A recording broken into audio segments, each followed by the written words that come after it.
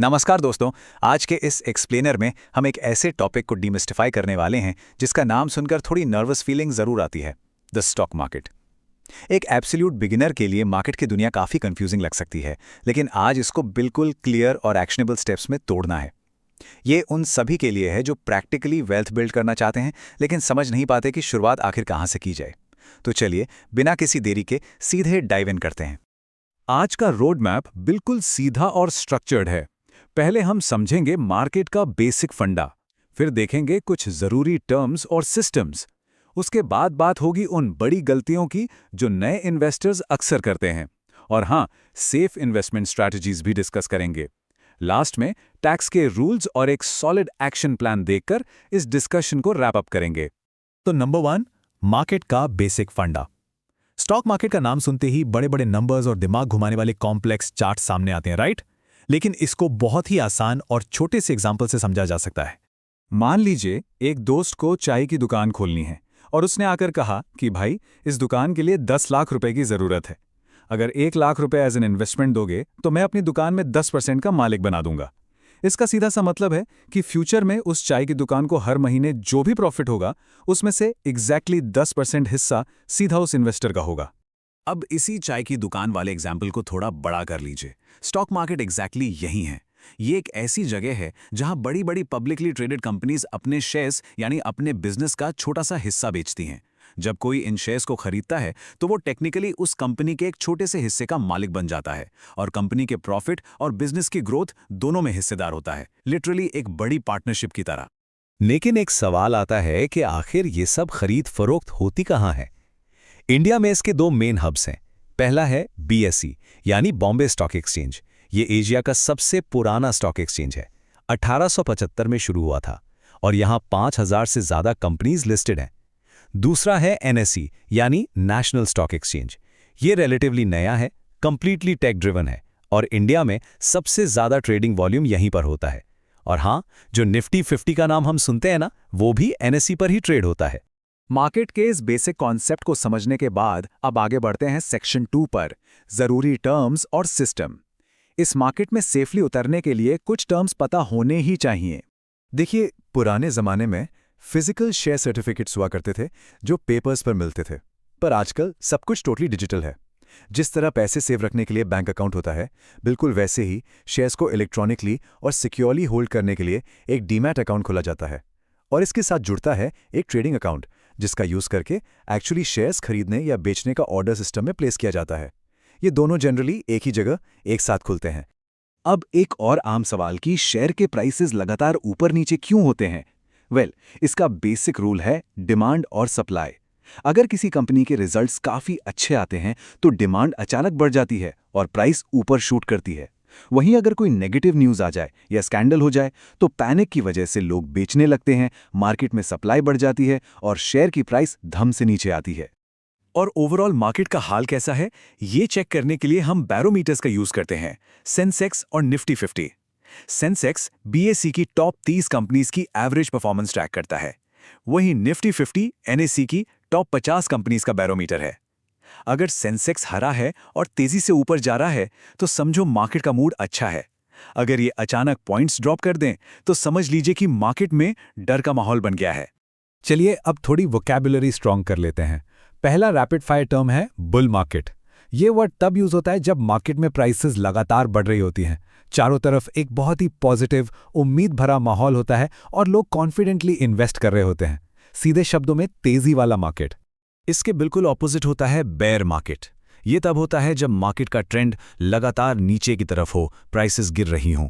ऐसे टाइम पे मार्केट में फियर यानी डर छा जाता है, लोग थोड़े घबराए हुए होते हैं और बिकवाली बढ़ जाती है। तो बुल मतलब तेजी और बेयर मतलब मंदी।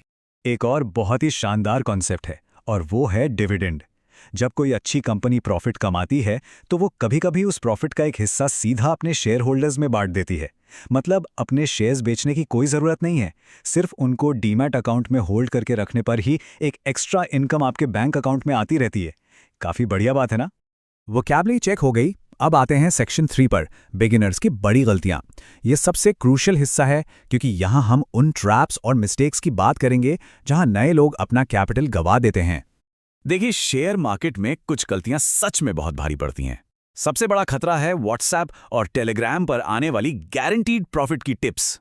सीरियसली, ये टिप्स उतनी ही नकली होती हैं जितने यू वन लॉटरी वाले मैसेजेस।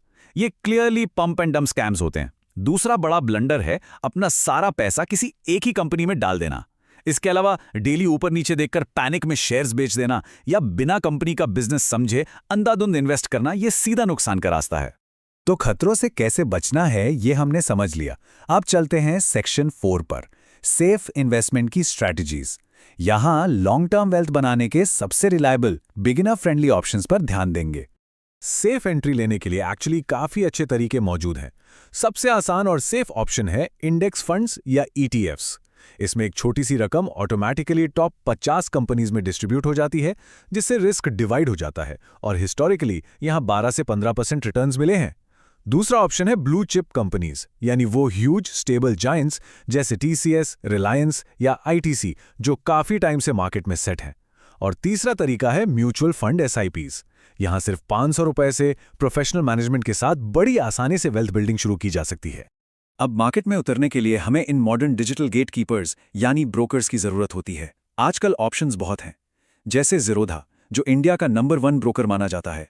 इसमें अकाउंट ओपनिंग फी लगभग 200 रुपए है। दूसरी तरफ ग्रो है जो कंप्लीटली फ्री हैं और उनका यूजर इंटरफेस बिगिनर्स के लिए स्पेसिफिकली बहुत आसान बनाया गया है। फिर अपस्टॉक्स भी एक जबरदस्त फ्री ऑप्शन है जो अपनी फास्ट एग्जीक्यूशन के लिए जाना जाता है। सुविधा के हिसाब से इनमें से कोई भी बढ़िया ऑप्शन चुना जा सकता है। और लीजिए, हम आ गए हैं इस एक्सप्लेनर के फाइनल स्टेज पर, टैक्स और एक्शन प्लान। जब फायदा होगा तो थोड़ा टैक्स भी लगेगा। उस नियम को समझना और एक फाइनल रोड मैप सेट करना बेहद जरूरी है। शेयर मार्केट में टैक्स के रूल्स अब एक्चुअली काफी ट्रांसपेरेंट हैं। अगर शेयर्स को खरीदने के 1 साल के अंदर ही बेच दिया जाए तो उस पर शॉर्ट टर्म कैपिटल गेन यानी एसटीसीजी लगता है जो 20% है। लेकिन अगर थोड़ा पेशेंस रखकर उन्हें 1 साल के बाद बेचा जाए तो लॉन्ग टर्म कैपिटल गेन यानी एलटीसीजी लगता है जो सिर्फ 12.5% होता है। और इसमें सबसे कमाल की बात यह है कि शुरुआती 1,25,000 रुपए तक का प्रॉफिट बिल्कुल टैक्स फ्री होता है।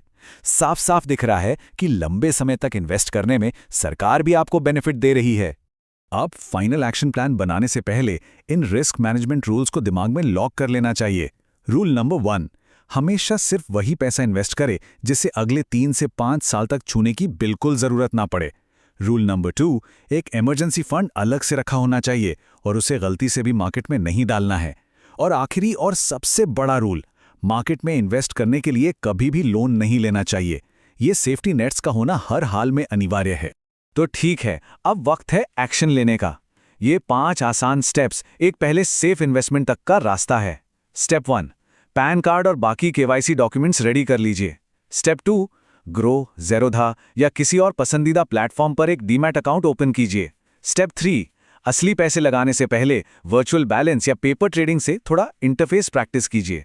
स्टेप 4, पहला 1 या 2,000 रुपए किसी भी सेफ निफ्टी 50 ETF में डालकर शुरुआत कीजिए। और स्टेप 5, डिसिप्लिन मेंटेन करने के लिए आज ही एक छोटी सी मंथली एसआईपी स्टार्ट कर दीजिए। इस डीप डाइव को खत्म करने से पहले एक प्रोवोकेशन, एक थॉट प्रोसेस छोड़कर जाता हूं। अगर इंडेक्स फंड्स हिस्टोरिकल डेटा के हिसाब से 12 से 15% का एवरेज एनुअल रिटर्न देते हैं, तो अपनी बचत को बैंक अकाउंट में जीरो रियल ग्रोथ के साथ स्टैग्नेंट छोड़ देने का असली नुकसान आखिर क्या है? इन्फ्लेशन से पैसों की वैल्यू गिर रही है। दरअसल मार्केट से दूर रहना आजकल अपने आप में सबसे बड़ा रिस्क बन गया है। उम्मीद है इस एक्सप्लेनर से बेसिक कॉन्सेप्ट्स पर एक सॉलिड पकड़ मिल गई होगी। अब बारी आपकी है। आगे की सेफ वेल्थ बिल्डिंग जर्नी जल्दी ही स्टार्ट करें।